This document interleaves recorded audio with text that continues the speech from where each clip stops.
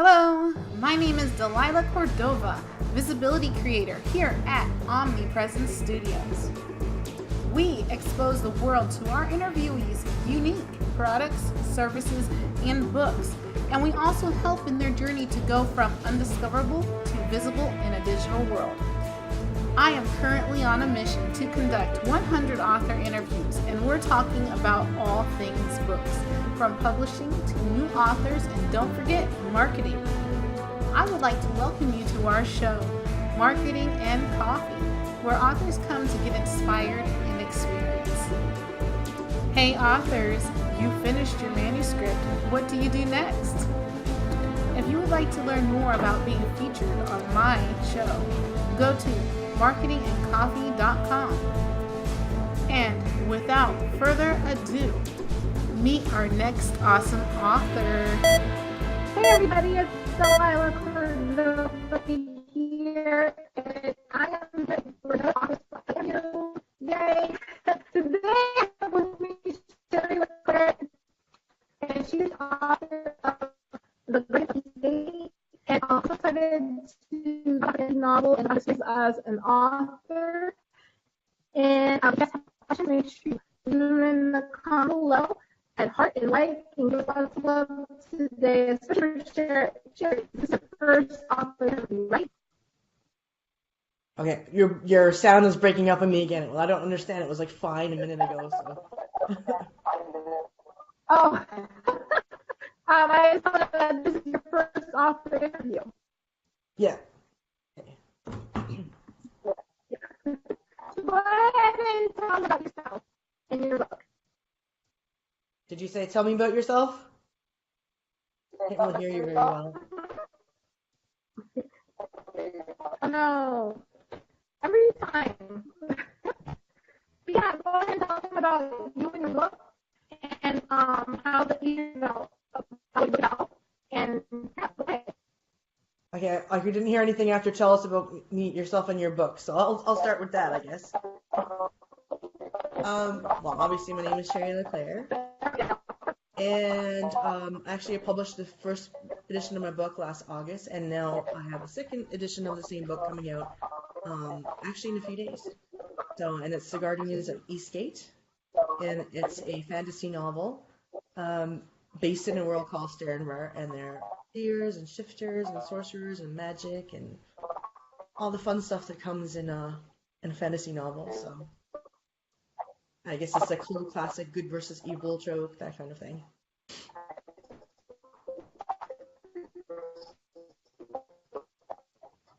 You hear me better now, Sherry? Yeah, it seems to be a bit better, yeah. Okay, good.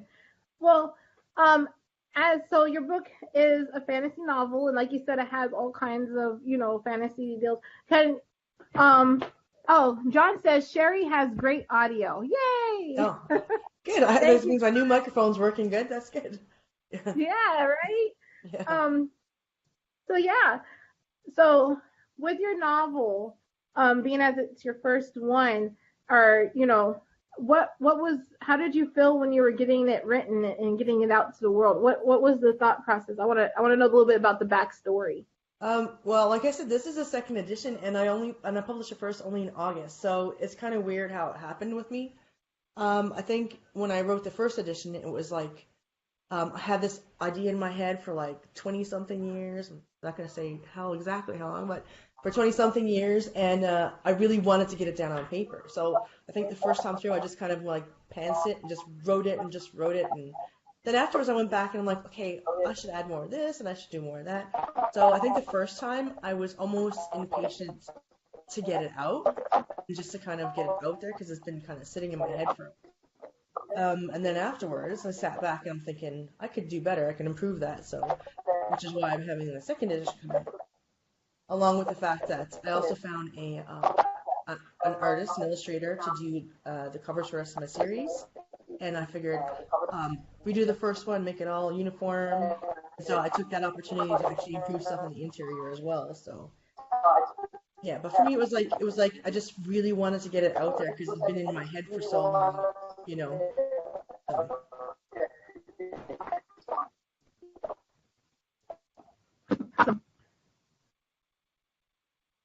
So, a lot of people don't take the first step in getting what they have in their head out, Yeah. So. It took me 20-something years to do that, so. Right. So now you're in the top, now you're in the percentage of people who are able to, to do this. And, you should be, so elated that you accomplished this, because people, they spend their whole life thinking about doing stuff and never taking the steps to do it. And you actually did it. So congratulations. Yeah, it took me a while, but I got there. So yeah, I'm proud of that fact anyway. So yeah.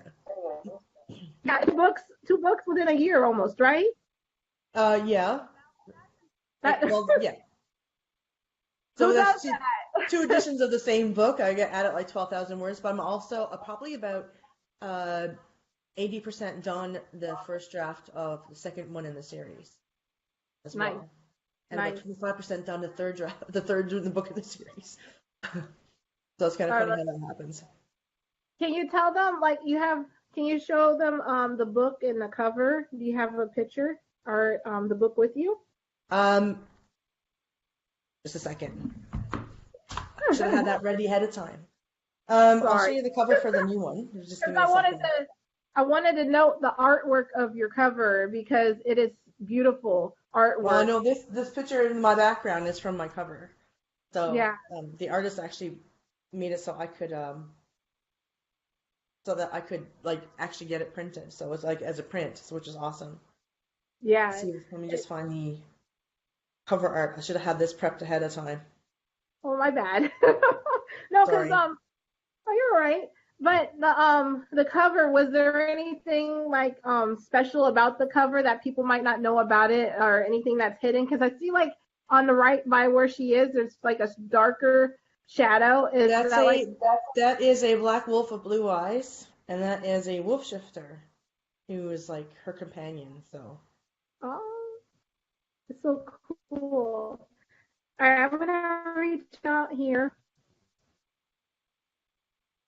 Oh, if you're asking questions, I'm here. You guys are getting love and likes, and podcast. This is Sherry's first time, and she has some book to get out to the world. All right, hey John, thank you for joining us. Hey Jenny, so nice this evening. Yeah, we have 4 shares so far. Yay.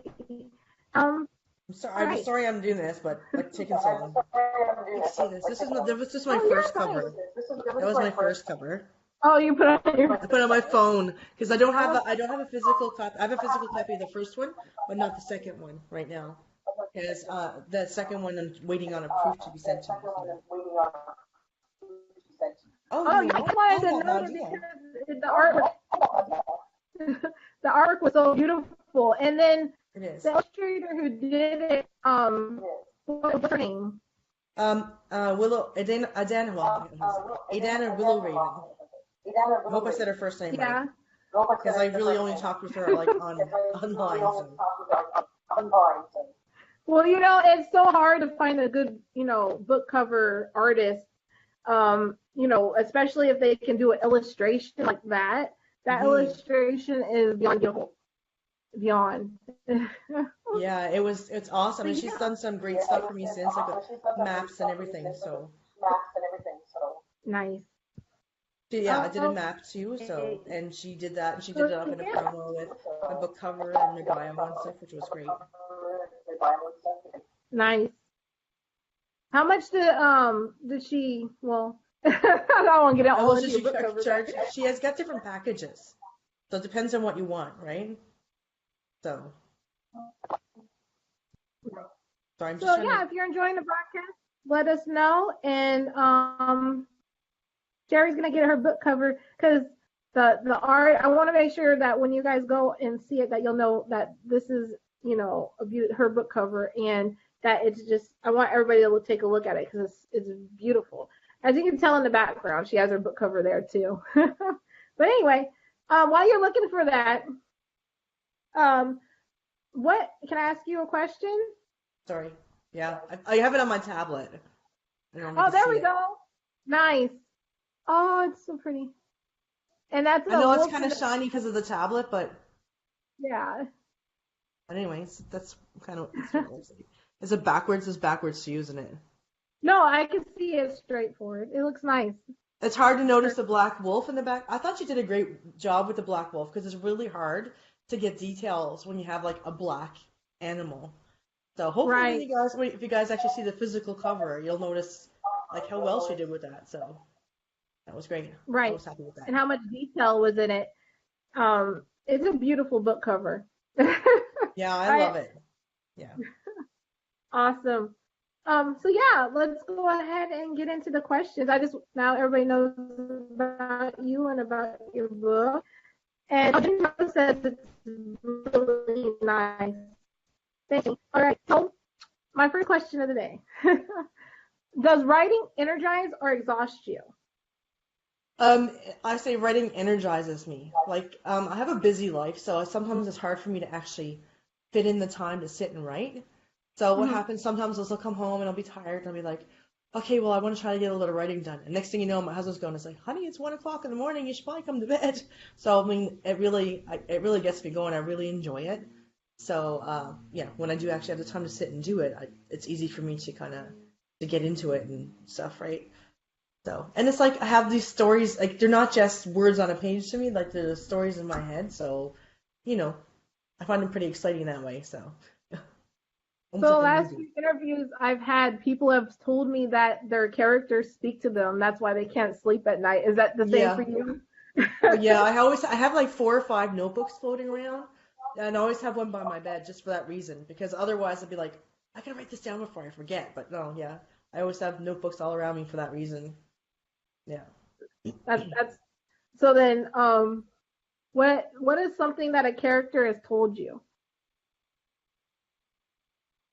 Well, there's actually something before, like when I've written lines of dialogue, and then it's like, no, I wouldn't say that. Like that character wouldn't say that, right, kind of thing. So then I had to go change it again, right? So yeah, stuff like that, and then just I don't know, plots, line, story, it all goes, you know.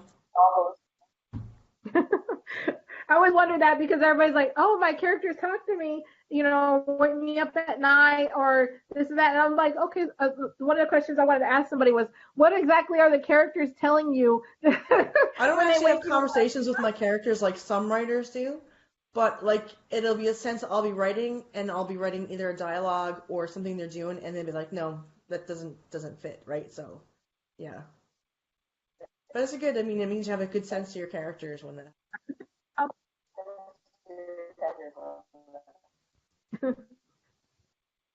Awesome. So next question is, have you ever gotten reader's block? I never would have used that term before, but now that I think about it, yes, I think I have. Um, I actually went for years without reading, like seriously years without reading a book for fun, because I get obsessive with reading. So and with a busy job and kids and stuff, I actually put it aside. I was like, no, I can't because I will get obsessed. But there are times like when I pick up a book to read, and I maybe won't be like it could be a good book, but for some reason I can't get into it at that particular time. So that means I have to set it aside and then come back to it later. So there's been books like by great like some of my favorite authors that's happened with, and I don't take it as being it's a bad book, but just that I'm not in the right frame of mind at that point in time to really enjoy that book. So I'll put it aside and then come back to it later. But it's Right, funny that when I read the word, when I saw the term like writer's or reader's block, I would never would have thought of that before. But I think that's exactly like what it is, right? right. Because you just have to be in the mind. It's almost like writing too. You have to be in the right mindset for the certain type of book you're reading or book you're writing, that kind of thing. So Right. I actually agree with you because I have a ton of books that are off to the corner for like I actually have I was telling you before my favorite author is Anne Rice and I have one of her books that came out. I got it when it first came out and hmm I've had it for over 2 years now since it released, but I've never had a chance to be in the right mind frame right. read it. Like I'll read a little bit of it and I can't get into it. But usually when I pick up her books, I'm like all in it. I get like you said, I get obsessed with it and I'll be like all day like in it, trying to read the book when I Yeah. don't need to be. I got other stuff to do. So And Reader's I don't block. take that to mean that my favorite authors aren't doing good work anymore, because that's not the fact. I know it's me. I know it's in Yeah, my mindset where I am at the time, right? So, right. yeah. Hashtag reader's block. It happens. Yeah. Yeah.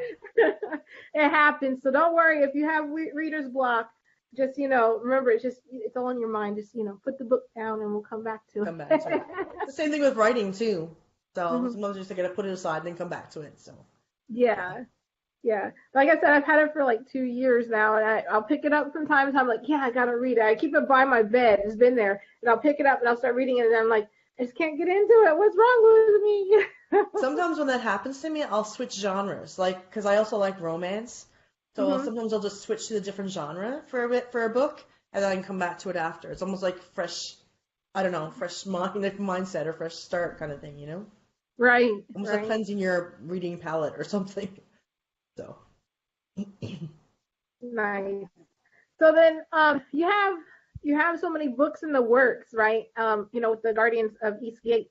Do you want each book to stand on its own, or are you trying to build a body of work with connections between each book?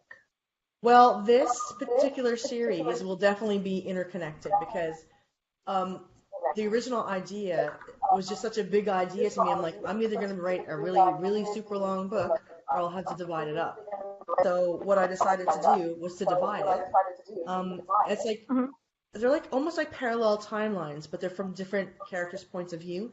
Because in this world, like they're all protecting the keystones from this evil sorcerer kind of thing, and they're all going in different directions.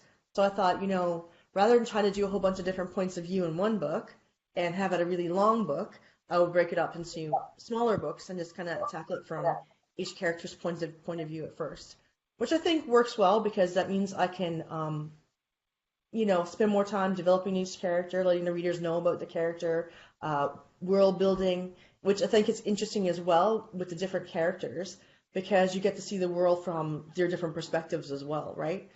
So Mhm. yeah, it's they're definitely interconnected, but I'm also trying. It's hard sometimes, but it's like trying really hard to make that character's personal story have a satisfactory end in this book, knowing that it's not going to actually get to the answer of the big overarching theme, the overarching question. So I'm trying to make each book that is satisfying for that character's plot line, but there's definitely things you'll have to wait to see, almost like the Harry Potter books, right? Because Right, it never really gets to the end until the end. So, but right. each book has an ending, so you know, it's kind of like that Yeah, idea. like and remember the R.L. Tolkien books with the little hobbits? Yeah, um, those ones all built upon each other, and each character, like you would fall in love with one character, and then you would follow their path for a while, and they would. So I loved yeah. how those books weaved in and out with each other, and then until it got to the end, and they hmm were like, why does it have to end? Yeah, exactly. But There's so much here's like I better know George way. R. Martin does these big books with all the characters kind of together in the same book. But honestly, Mhm. like, and I tried. I read his whole first book, read the whole first, watched the whole first season of Game of Thrones, but that kind of thing is not for me. Like, I would rather have the characters developed more and separate, and have people be able to invest in this character rather than kind of mush it all together. Plus, I'm a new author, so I figured a shorter book, like 70,000, 80,000 words or whatever, is better than like a 200,000 word book when you're a new author. So, people want to, I guess I want to give people a chance to try out the book, make sure that they like the series and that kind of thing, right? So, Right. Well, with these days, or in the world that we're in right now, a lot of people are going to sit down and consume, a 500-page book like they would exactly. have before, because there's too many distractions. People need stuff that's like easy to digest, and Exactly. they can pick it up and like, okay, I finished that one, and it's more of a mind game thing. In reality, you're gonna read, almost 1,000 pages if you write the series, right? Yeah. But if it's in littler chunks, then they'll pick it up, they'll read it, and then they'll feel like they're getting somewhere because they're Yeah. getting through the books faster. Exactly. Kind of like when teaching Yeah, and teaching when you're doing chunking activities. So, yeah. So, like, yeah, there's some sense of satisfaction in reading that book, but there's still more story. So, I like that idea. So, right. Awesomeness. All right. right. So with that question, if you could tell your younger writing self anything, what would it be? It would be to just do it. Because, like I said, I waited 20 something years to get this idea down in my head. And I think that, like, when I was younger, I was, like, painfully shy, like, really, really shy. And Right. I think that a couple people have said to me, you don't have the personality to do that. So I just kind of believed them. And I just Yeah. didn't put myself out there. Because you have people who are close to you, people who know you saying, you don't have the personality for that kind of thing. Because knowing you have to kind of market yourself and stuff. And maybe when I was younger, maybe I wouldn't have. But at least if I wrote it and got it down, I would have had that sense of accomplishment that I had that much done.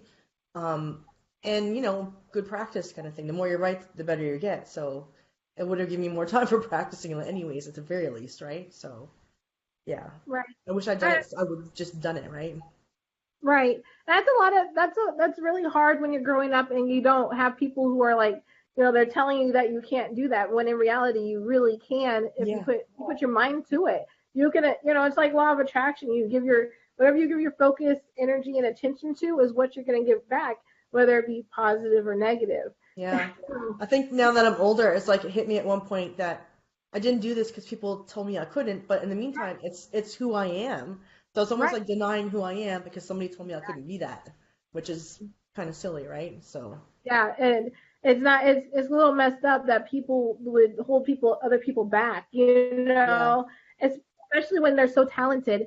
And young people today, like if I was writing and stuff, I'd be like, don't listen to anybody. Follow what you know you can do inside, because people are gonna try to take you and hold you back no matter what you do. You know what I mean? exactly.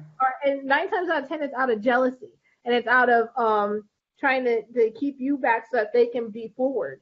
So don't. And the thing is, failure is not, even if you do fail, Yep. failure is not like not necessarily a bad thing. It's a step along the way. It's a learning experience, right?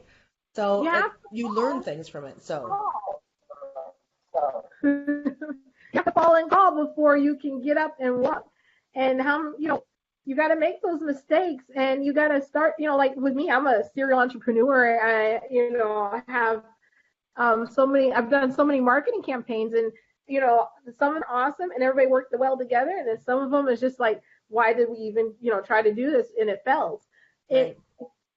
But the thing is, you don't give up and you keep trying. And the No thing is, matter what. eventually you'll figure out what works, right? By making mistakes, you eventually figure out what works. So that's a Exactly. good thing, right? So Right.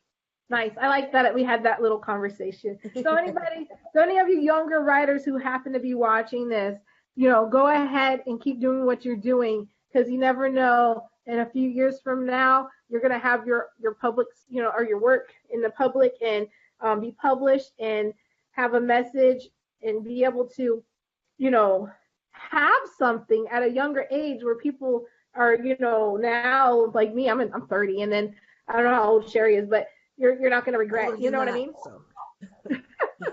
But but do it. Just do it. Just do it. Hashtag just do Exactly. it. Just do it. It's like Hashtag it's the Nike thing. They had it right when they said that. Just do it. Yeah. yeah. And don't be afraid of failure, because I think that's what holds people back a lot, is the fear of failure. Right. Well, even like I said, even if you fail, that's a learning experience. It'll make you stronger eventually. So you just keep moving forward, right? So, Exactly. exactly. I like that. I like that message. Thank Nice. All right. So, how did publishing your first book change your process of writing?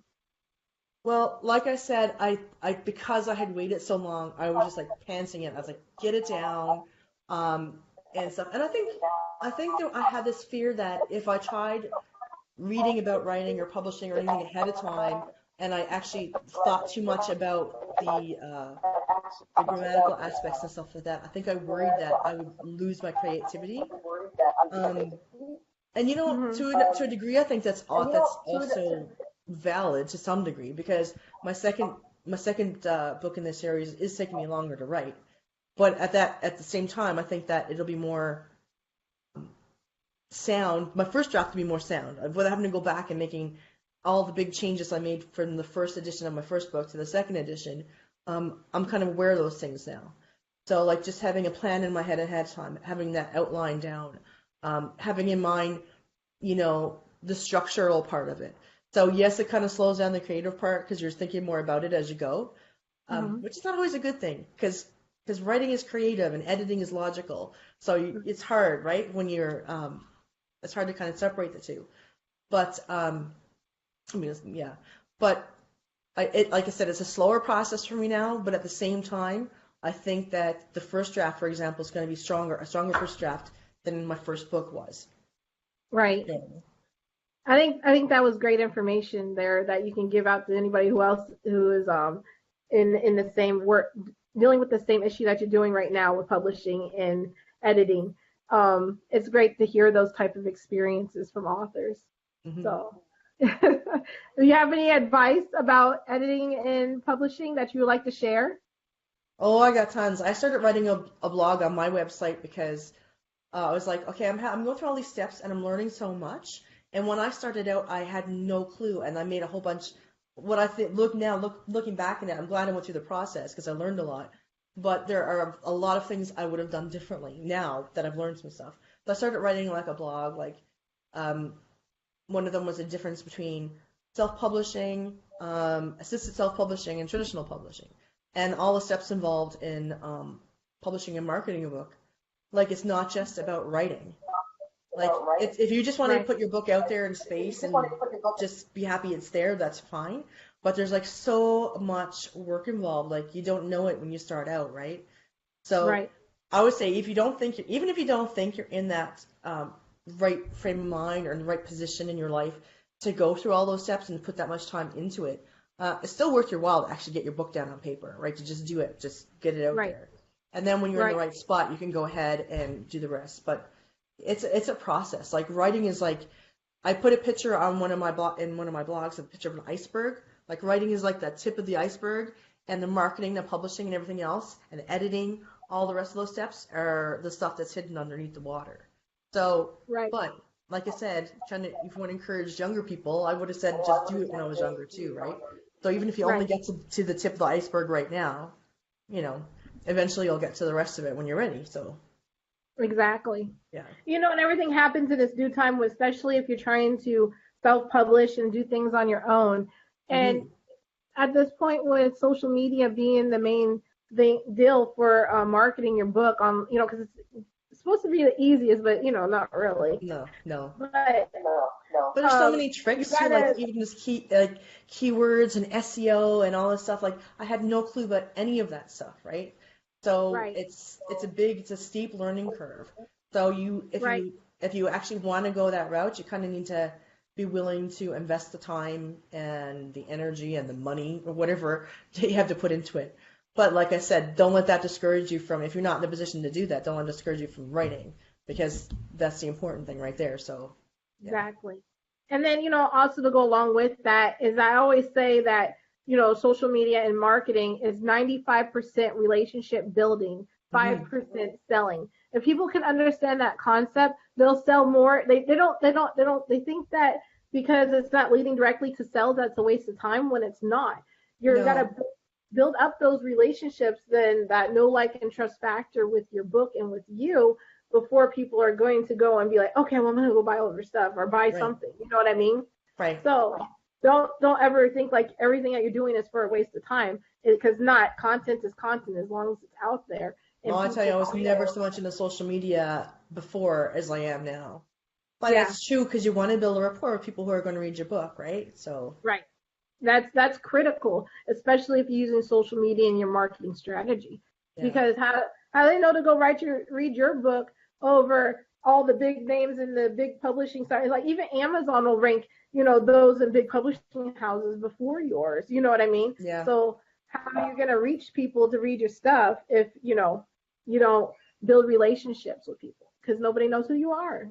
And I know as a reader too, like I have a favorite romance author, and I'm on her like social media, and just even as a reader, having that kind of like having conversations with her, it's like, ooh, I'm talking to the author, and it's so great and Yes, awesome, and knowing what's going to be in the book ahead of time, and having sneak peeks and all stuff. I mean, yes, it's awesome. So I really enjoy that experience. So I want to do that for my readers as well. So I'm working right. on it. Like I have the blog going, and I'll post stuff on my Twitter.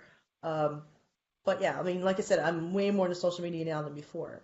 But it's not Right. all about just, hey, buy my book. It's about like, talking to them. This is what I learned in my process, or this is what's going on. This is going to be happening in my book, and here's a sneak peek, that kind of thing. So yeah, Right. it's actually fun. Like I never would have thought it, but I mean, I really enjoy it. Sometimes I wish I had more time to actually do it. I need like 48 hours in a day kind of thing to do everything I want to do. But yeah, And that, I believe it's also awesome if you're able to engage with your readers on your social media, because then you can get an ideas and inspiration on which way to take your book, or which exactly. character. It might open up other doors to your mind that, like, oh, Hmm. well, that person told me this, and that is actually a really good idea, and I can put it into play. And then, people will be elated to see that you took their See ideas their and put it ideas in into the the book. book. Yeah, yeah, Yeah. yeah. It'd be great. Yeah. Yeah. That's awesome. Yay. I'm gonna check over here. Um, let's see. We got about 3 people. Hey. J Rose says practice perfect. Practice makes perfect. Hashtag Delilah Gossip. I keep saying hashtag like I'm cool, right? My kids are outside probably sneering at me. Like, Mom said hashtag. Your sound is like breaking up a Anyway. little bit again. Oh no. All right, can you hear me now? Am I better? Yeah, it's okay again now. I just went for a second there. That's a technology for you. You never count on it, right? For real. Yeah. For real. Technology, man. So yeah, with with your fantasy novels and stuff like that, what kind of research do you do, and how long do you spend researching before beginning a book?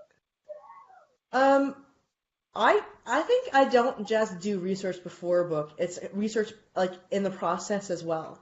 Like in the Seer series, like the first, and then in the Guardians of Eastgate, the main character Malona, she's a hunter, right? She's a really good hunter, and she like um you know skins the animals and makes the leather, like tans the hides and all that stuff. So I had to look up, like I wasn't just gonna like say, okay, well, she does this.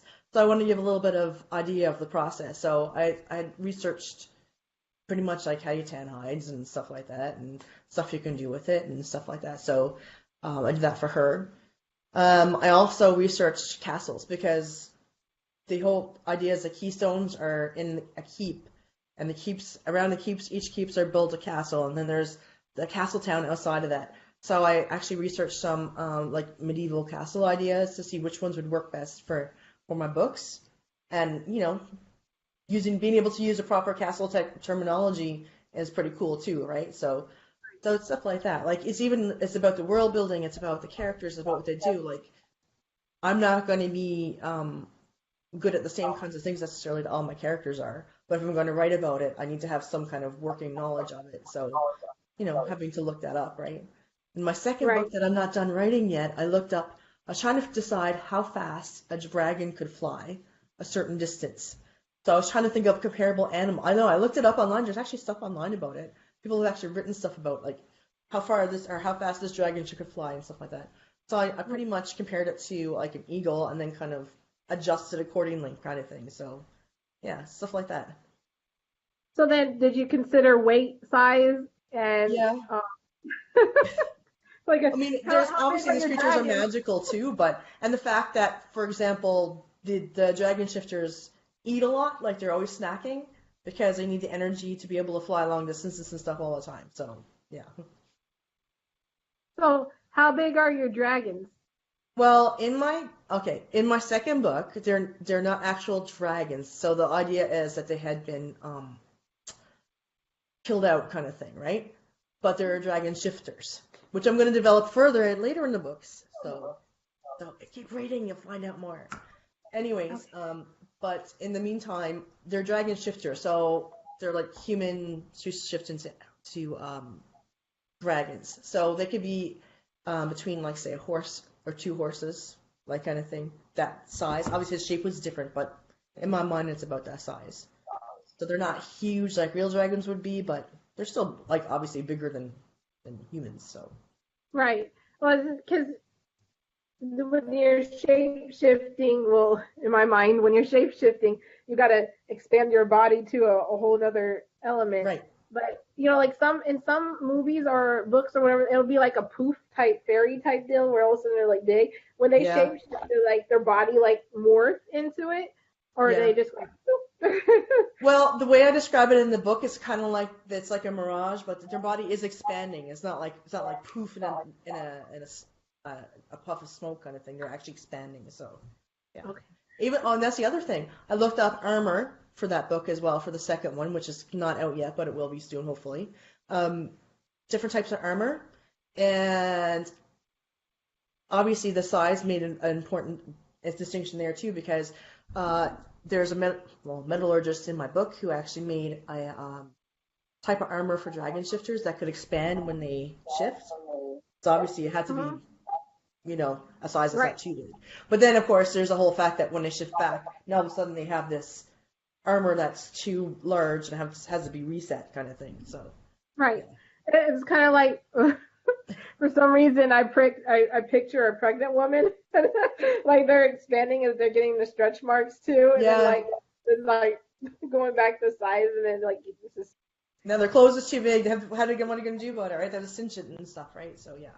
Yeah. So it's like an expandable metal. Yeah, it's almost like chainmail with hooks or like loops inside. So it lets go when they expand, but then you have to reset it afterwards. So it's good for if it's good you can if you're in a battle, shifting from human to dragons is good. Shifting back from dragon to human for the armor, it's not so good. Because there's those practical things too. Yes, it's fantasy and make believe and magic, but there's got to be like some kind of practicality to it too, right? So right, well, most a lot of authors, I think they leave that out, or maybe editors make them leave it out because it's probably like unnecessary information. But a lot of people like me, like on the back, and will probably wonder like, how are they shifting to this size and then coming back down to this size, and they're still able to wear their clothes, like the Hulk, right? Well, and that's why I put it in there, because I'm one of those people, because I'd be like, wait a minute, how did that happen, right? So because I do that, I kind of put some detail. I mean, I don't go into tons of detail, but enough that it'd be like, oh, that's how they did that kind of thing. Yeah. I know I'm that kind of reader. So. Me too. Like I have those little details matter. Yeah, exactly. Awesome. So do you view writing as a kind of spiritual practice? I do. In fact, some of my ideas for my book came to me when I was at church. So the trick for me is, of course, putting in things. Sorry, I'm reading John's comment here, and he was asking if it takes place in the past or distant future. It's a medieval kind of thing, but it's not the same world as our world. So it's like a medieval version of our world, but it's not our world kind of thing. So it's similar and different at the same time. So technology-wise, it's kind of where we were during medieval times, kind of thing. Right. Nice. Anyway, sorry, what was the question you were asking me? Do you view writing as a kind of spiritual practice? Right. So yes, I got ideas for the book in in church. A couple ideas came to me while I was in church, or listening ideas from I have poems and songs in there too. Kind of like Tolkien, right? Does kind of thing. So there's these funeral songs and stuff like that. And so I got some ideas from church hymns as well. And of course, there's a lot of my beliefs in the book, but it's tricky to put those in there without sounding preachy, because I don't want to do that. I want to show what my idea of how things should be is, kind of thing, but at the same time not be preachy, right? And be realistic. It's not like an idealistic world. The characters still have struggles and stuff like that, but you can see obviously there's a big sense of good and evil, right? Kind of thing. So it's there's a lot, you can see a lot of my belief system in there, I think. At the same time, like I said, I was trying not to be too preachy, but hopefully it worked. I guess we'll find out. Maybe someone can mention in a review if it worked or not. So. Well, it's got to take on hold on. A lot of people, when they write about their characters, they don't consider their worldviews when they're creating the characters, because the character has to have its own, or to be able to stand on its own with its own beliefs in the book. right? But Yeah. it will hold a lot of your morals and values as the author because you don't want to write about certain topics and take it a certain way because you want to stay within your own spiritual beliefs, right? Right. No, So, and like there are like the main character, like the seers, like there's a whole bunch of different like groups in this book, right, in the series. So the seers, I guess, kind of have are kind of more spiritual. mhm. So they refer to like the universe. So it's like God kind of thing. So like the universe, but not all the groups in the book are like that. So like there's a variety, and in fact, that's a big theme in my book. Actually, is about learning to appreciate yourself for who you are, and learning to appreciate others for their differences. Like not just saying, okay, I can live with that difference, but actually saying, okay, that person, that difference gives them this strength. And you could add the strength together, we'd be stronger together as a whole because of our differences, not in spite of our differences, right? Right. One of my, well, I guess someone when reading my first edition of my book, compared Mhm. to actually it was a whole big thing about Trump at the time and the wall and all the stuff that they were talking about, and someone compared it to that. I'm like, I wasn't thinking about that at the time, but it kind of does resonate with that idea. Like instead of trying to separate people, the book is about bringing people together. Because in the start of the series, people are separated, and part of the series' job is to bring people together so they can provide like a united front and be strong enough to stand against the evil sorcerer kind of thing who's trying to take over the world. So, you know, Right. and That's again, all. that's yeah, Yeah, so because you have so many different kinds of characters, it's kind of like different types of races, right? yeah, Where exactly. are and I don't know, like in the real world, if like we actually had like dwarfs and ogres and people, like how we would actually function. Yeah, Like in a book, it's like getting all those different races of people or characters or to work together and how they correspond together. That's always interesting to me when I'm reading. Like, how does elf get along with a yeah. diary? And the thing is, like, and in the book, it's like each of these groups is different, and each of them has their own point of view on that kind of thing. But Hmm. the main group, the seers, who are trying to bring everyone together, because there's only one way that they're gonna defeat this bad guy, and that's just if they all join together, kind of thing. But they're pretty much always trying to like fighting against the idea of, I guess, keeping everything separate, fighting for unity, fighting for people to realize how much stronger they would be if they would come together, that kind of thing. So there's that one group with that ideal fighting against these other groups that, well, not necessarily fighting against them, but trying to convince them, I guess, to come together despite their differences and stuff like that. So they don't all hold the same ideals, but yeah. Right. That's nice. Cool. All right. So we have about 45 minutes into the interview. Oh my goodness. If you guys are enjoying this, make sure you are liking and comment. Make sure to ask your questions and give us some hearts and love, harder faces. We need to get this, Sherry's book out there because as you can tell, her book seems amazing. And I gotta go and order one. Yeah. So I gotta read I this. write. I'm hoping everyone will like it as much as I do because I write what I would like to read. So Right. No, it and sounds really good. I like fantasies, like I told you before. So, and getting to know you and getting to know more about the backstory of your book is going to be interesting. All right. So, last question of the day um, is, well, along with, I guess I asked about reader's block earlier, and then you said something about, but do you believe in writer's block? um, I don't know, maybe it's a personal thing, but I would never really thought of it as writer's block. So I'm guessing what other people would consider writer's block. I don't really consider writer's block because it's like, okay, if there's a problem you can't solve, it's almost like with your reading. If you're not in the right mindset, put it aside, do something else, and then come back to it. So if I'm finding there's a problem in the book that I'm having trouble resolving, or I just need a perspective, I'll put it aside for a while. I usually do something else creative, like um, play music or sketch or something else creative that's away from it. And then usually that's when the ideas will flow again. But I don't really look at it necessarily as writer's block. I think it's just like you need to take a fresh perspective, so you need to step back from it for a bit. You know what I mean? It's kind of like what I was talking about with the reader's block, right? So, yeah. Right. I have one more question for you Okay. because you've written 2 books and you have like so many going on, but how long on average does it take you to write a book?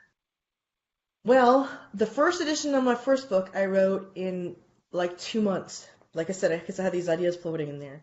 But part of that was over the summer. And then in real life, in my day job, I'm a teacher, which is really busy. It's a busy job. Like people, it's not always what you do when you're in school. It's stuff you do at home too, like marking and lesson planning and all. And I have 2 small kids as well, so I get really, really busy, and I haven't been having as much time to write as I'd like. Plus, working on getting the same book published at the same time. Like once you hit the whole publishing and marketing thing with one book, and you're still trying to write another, your time obviously is much more limited. So I've been working on the second book probably since the fall, and Right. so whereas my first book was like 2 months because I wasn't dealing with all the other stuff, this one's been like September, 6 months so far, and I'm probably about 80% done the first draft. So yeah, I You're think churning that them out because, pretty fast. pardon? So you're churning these books out pretty fast, though. Yeah, well, like I said, I think it helps that I've had stuff in my head forever. So Mhm. like I said, this is all pretty much the same idea in my head, the same story. It's just it's a huge story, so I'm chunking it like kind of thing, so, like breaking it into smaller pieces. You know. What grades do you teach? I want to learn more about your backstory here. I said you got 2 small I children. Yeah, I have a 9-year-old and a 4-year-old. I have Oh, 2 cats and a dog. So it's always crazy around here. And I'm French. No, not French. I teach French. And my husband is oh, French Canadian. So, and obviously I'm Canadian, French, so which is why I Canadian. noticed your background there, all the French. Oh yeah, yeah, yeah. She was telling me what my background meant. She's like, it's French, and I'm like, it's writing. Yeah, it's French writing, so it's even fancier, right? So yeah, Yeah, it, it looked fancy when I got it. yeah, it's nice. I like it. So It's awesome. I have a friend, or actually a client too, and she's writing. It's called Occasion Journey, and it's set to come out eventually here within the next few months. And so it's nice to meet. So are you like you're Acadian? So there is a whole backstory to the Acadian story that people don't really know about. How the French are, or no, Canadian people or something kicked the French out and brought them all the way down to Louisiana, and made them live in the swamps because I that could was give you a whole history lesson on the whole thing because I teach it right as well. But yeah, like in the very beginning, there was actually North America was mostly French, and it kind of started getting sold off or taken over when Napoleon, like, kind of what's the word I'm looking for? He kind of spread himself too thin with these wars and started having to sell stuff off and stuff like that. And that's when more of the British came in and more, and then from the South in the U.S., that's the Spanish people started coming. So yeah. yeah, nice. Like I said, I could give you a whole history lesson, but yeah, I I gotta don't think the guys on the like listening right now are really keen for care. that. So yeah, It's just an interesting story that not too many people really know about unless they're like Acadian or Cajun or within Louisiana or the Canadian. You know what I mean? But it's an but you didn't awesome know that story. Louisiana extended right up the middle of the U.S. in the beginning. There was a big chunk of it, and Really? now what's Louisiana now is a small chunk of what it used to be. So See, we don't know this kind of stuff. That's why we need authors like you to tell us about it. Well, yeah, I mean, only reason I knew about it was because the author that my friend, we were working on her project, and she tells me all these stories. So it's nice to I need to connect you two because you guys are gonna. I think y'all will get along. All right, you want to go ahead and check out to the room and see? I don't want to like make my broadcast slow. Oh, John he said, I love listening to Canadian and I don't think I say a boot. Do you guys think I say a boot? No, I don't hear boot. I think that's more of U.S. what U.S. think of what we say. But I'm actually originally from Newfoundland, so that accent is. Have you ever heard Newfoundlanders speak? Because if I spoke like that right now, I you wouldn't think it's understand a something. word I'm saying. Actually, Exactly. but as a teacher, Michael I had to learn Olivier to is slow myself Canadian. down and stuff. So Yeah. Michael is Canadian. I never hear him say a boot. So, a boot was the closest spelling I could get. What? Yeah. He said Louisiana Purchase. What do you mean we don't know about this stuff? I'm not saying that nobody knows about it, just that perhaps not as many people realize it as maybe should. I know Louisiana, but I didn't have enough attention in school to actually realize what it meant or what it was. They taught me at the wrong age. Because I know that when I mention this stuff like this to people, or when I talk about it, people are always surprised. So, yeah. For real. Anyway, guys, I appreciate all those who came and watched Sherry's interview today, and she did an awesome job. And I will thank you all as well for coming and stuff, and thank you for interviewing me. Everything. Yeah. She's gonna, after this is done, she's gonna go ahead and she's gonna, you can find her, or go ahead and tell them where they can find you and how they can get your book. The second edition of my book is actually going to be released for sale on the 19th of February, so just a few days from now. So I don't have any of the links posted yet, but I've been talking about it on Twitter and on Instagram and on my website. So if you keep track of any of that stuff, I'll be posting links very soon. And I also have an Amazon Author Central page as well, so you can look for me on there. So I already have a picture of the book up there, so that'll be on there soon. So make sure you guys go and follow Sherry and become her friend and get on over her social media channel so that you'll be in the loop for when the next book comes out February 19th. All right? Thank you.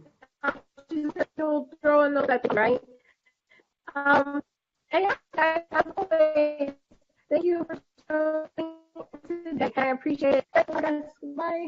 Bye.